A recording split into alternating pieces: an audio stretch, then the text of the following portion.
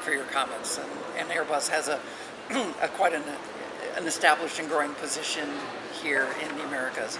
And quite frankly, it comes down to that, innovation, technology advancement is part of what Airbus has done right from the beginning. Right. And when you look to advance the technology, you go to where the technology is already being advanced.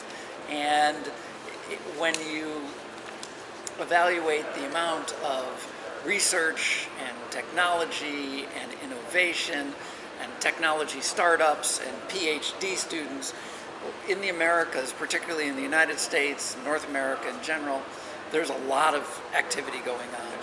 So Airbus is here on the innovation technology side to tap into that and to help nurture and sponsor that so that we can gain from that knowledge to make our products better.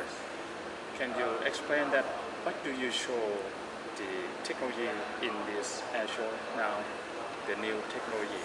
So one of the things we're showing off here specifically is that we have our Vahana on display. And Vahana is a prototype, one of our 2 prototypes for urban air mobility. I see. It is a single seat, completely autonomous, self-piloted, completely electric urban air mobility vehicle. It is designed to carry a passenger from point A to point B with no pilot. It does it all internally. So it is. We believe it's going to be part of the future. That particular one on display is the Demonstrator to prove the technology out. It's flown hundreds of flights now and has demonstrated its capability, and we're working towards certification. What are the regulations, and what's the infrastructure going to be like to support vehicles like this in the future? Everything from, how do you call for you pick up your phone and you want to be able to have something come and pick you up, to where are you going to go? Where's the landing platform?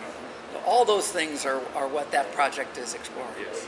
Vahana's, and then in Germany they're flying the city Airbus, which is a different concept. So we have 2 different technology roadmaps that we're trying, because quite frankly, I think there's multiple solutions to the urban air mobility.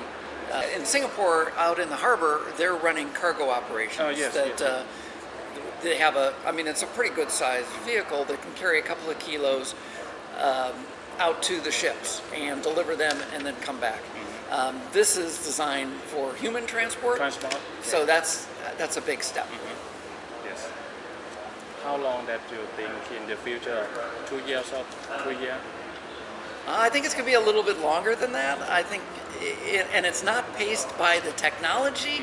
It's going to be paced by the acceptance of the public and the integration into the various airspace systems. That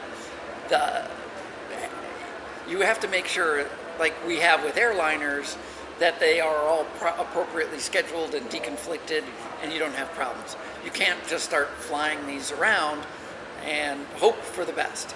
We need to make sure that they are safe and that they are well integrated into the urban system. Yes. The worst thing that could happen would be for someone to bring one of these over a city and have something, collide or kill someone.